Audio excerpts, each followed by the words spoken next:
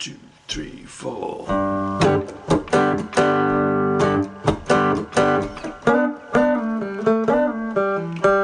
Emergency ballroom queen in Memphis. She tried to take me upstairs for a ride. Later then she covered me in roses. She blew my nose and then she blew my mind. And it's a honky-tonk woman. She give me a honky-tonk blues. And it's a honky-tonk woman. She give me a honky-tonk blues. Alright, got that last one wrong right there at the end, doesn't it? Okay, so honky-tonk women. Now there's a few things going on here, isn't there? Let's have a look first of all at the right hand part's pretty simple. It's just down, up, depending on whether you're on the downbeat or the upbeat. Don't try and go too fast, and just really follow the instructions through the lesson for that. There's no particular thing to be too concerned about with the right hand. The left hand, there's a couple of new techniques that I want you to look at.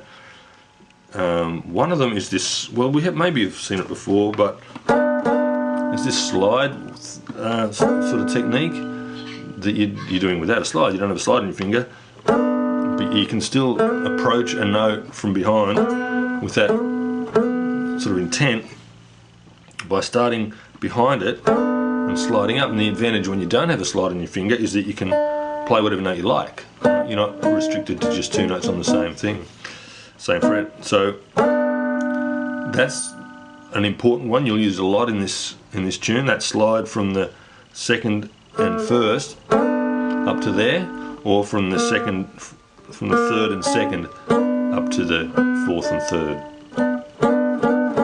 Right, that's an important one. Another one that you'll use a lot is hammering and pulling off. So to hammer, so let's do it on the bottom string here.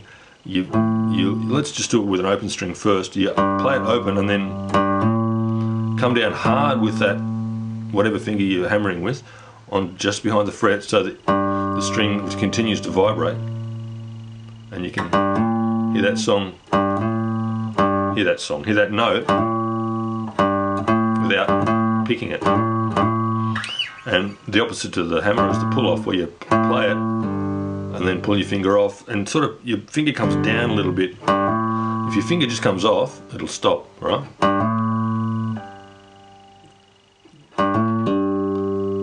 So that didn't stop altogether, but it did slow down a bit. If you can get a bit of a sort of a pluck with your finger as you bring it off. So that's something to practice.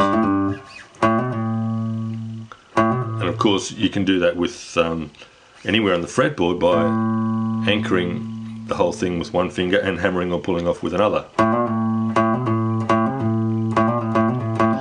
So practice that. For this tune, we're doing this sort of thing too, where we pull off from the third finger to the first finger to the open, right? So that's an important technique to get sorted as well. And one more really important one that we don't touch on too much in the course here,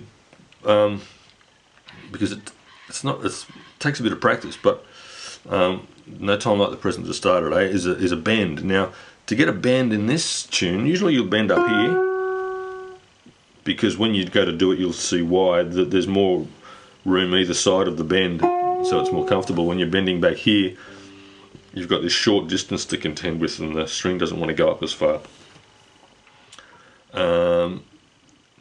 But that's where we want to bend for this tune, because there's this, in the same way that we slide from that third fret up to the fourth, you can get that same effect by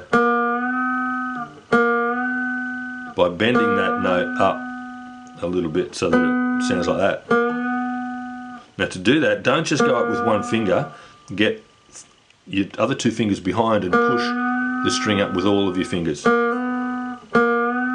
to start with, do that so you can hear where it's got to be.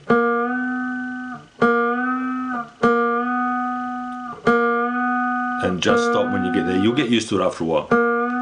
Right? And you can use that little lick in this tune too. So instead of going, you can go, well, it went too far.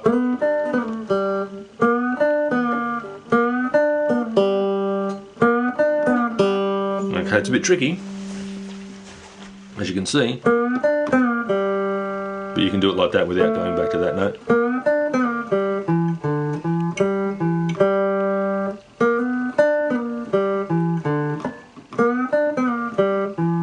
Yeah. So just practice that little lick, okay? That'll be in your notes as well, but it's bend up and then play the 5 there with your little finger. Back down again, open, 2nd fret on the 3rd string to play the 6th note, and back up to the 1. Right, because you might want to use that little lick in the tune, because there's lots of gaps, lots of spaces in this song to put these little licks in. Now I just put a couple in when I was playing it just now from the major pentatonic scale. You can just strum along, you don't have to put anything in there if you don't want, or you can try and play your own from the major pentatonic. I'll put some examples in the notes and play a couple again when we get to the end of the lesson. But for now, there's those couple of techniques: the sliding, the hammering and pulling off, and the bending, note bending. Yeah? Let's have a look at the tune.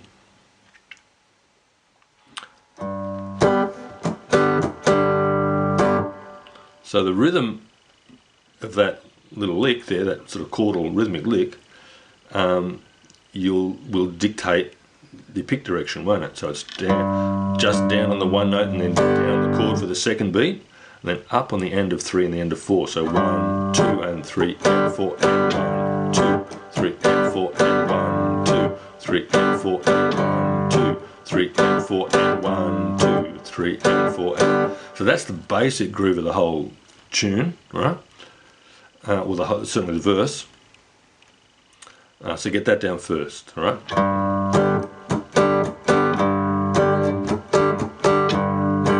And to my ear, at least, it sounds better when you don't play that 3 on top. If you just play the 1, 5, 1, at least for the intro part.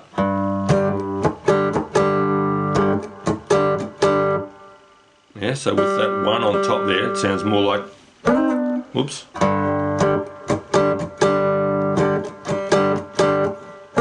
That has more impact coming up there from the 1 than if I'm hearing that 3 on top.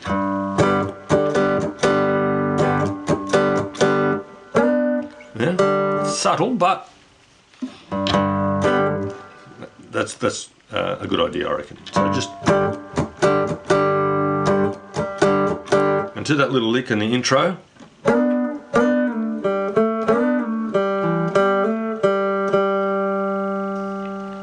Okay, so that's slide from either, you're really better off to slide from back here because they're the notes in the scale, which is the 2nd fret on the 2nd string and the 1st fret on the top string. And then again, and just slide that 2nd finger back to the 2nd fret.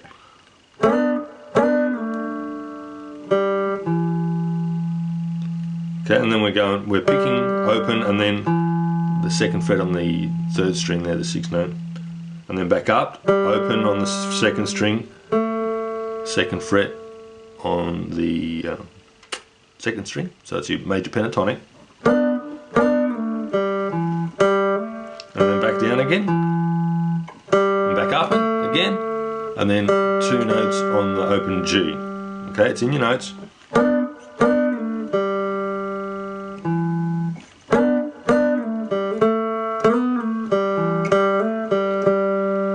I think I missed that 2nd slide when I went through that just now. So again, down,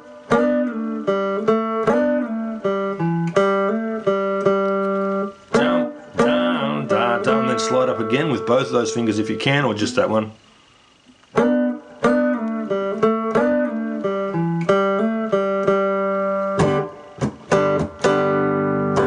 So that very last note is the 1st beat of the bar. So then the second beat, which is the strong one, comes in straight after that, yeah? Madam Barroom Queen in Memphis, right? So on that last part, and 3 and 4 and 4 and 1, and bang the 2 and 4 and 1. Now that little lick there is optional, of course. If you don't want to play it, just go.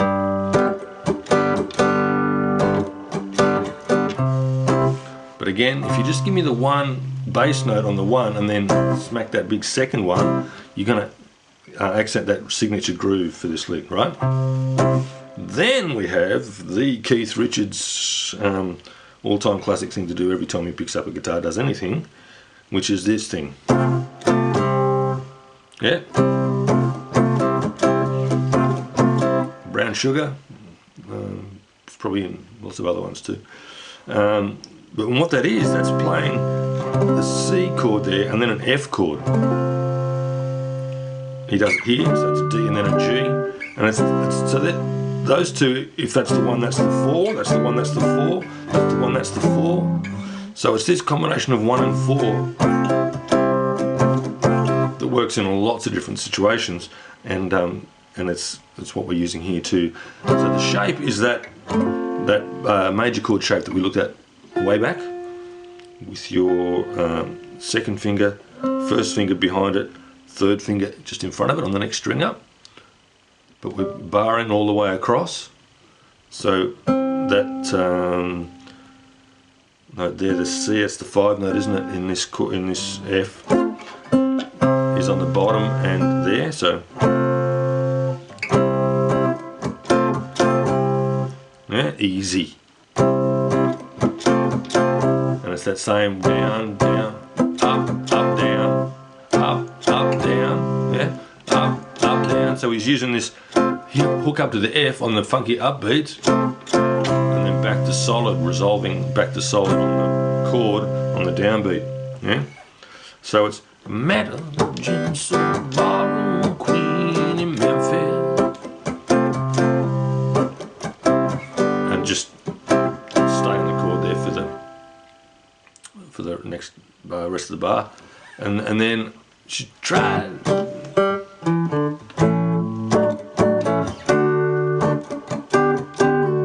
Right, so that bit is on the G. We go down and then down, up, down. So that's the open. That little lick there is the open second string G, up on the 6, down to the 5. And then a 5 chord, the 2 chord, I beg your pardon, the A chord with the same little hook that we did before. So that becomes, what, the D, isn't it? And then up to a D chord, and that little hook again, yeah, so that bit again,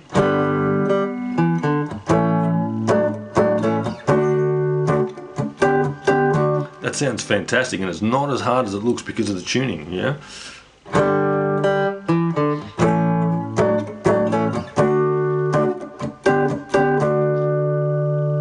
And then any lick you like really from the major pentatonic scale. The most common one probably is this one, or so what's that? Slide on the bass, slide from the 2nd fret up to the 4th, and then open on the 3rd string, and then slide back from the 4th to the 2nd to play open. You can slide, or you can hammer and pull off like that, or you can slide one way and pull off the other way, or you can just play it straight. Whoops.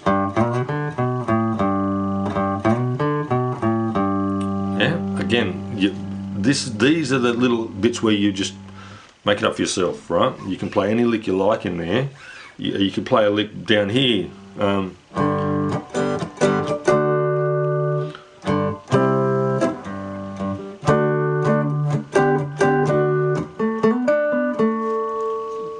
So that's just playing off this little lick, just using that note on the third string, up to, back to the bar, back to that one again. Anything you like up there.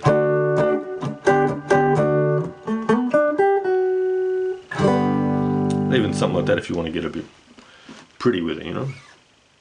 Alright, then we're moving right along. The next part of the verse, she tried. No, the next part of the verse is just on the G again.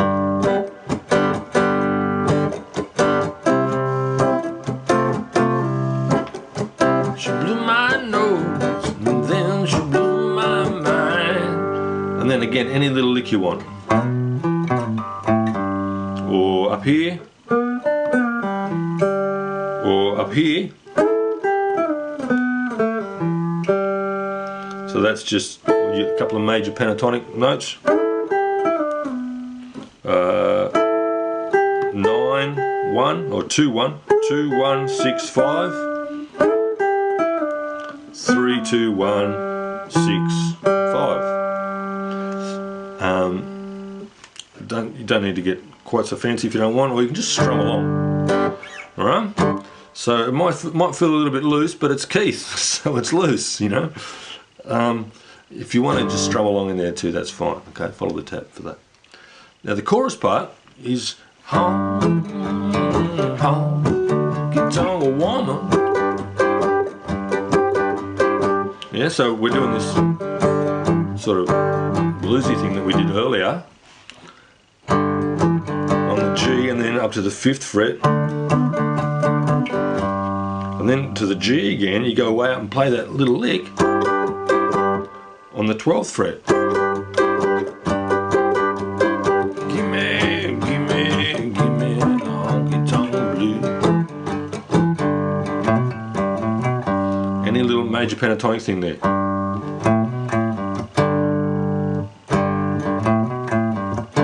Or just keep strumming. And again, honky tonk woman. That's the bit you want to get. So gimme the honky tonk blues. Yeah, that's a good one, isn't it? So bend.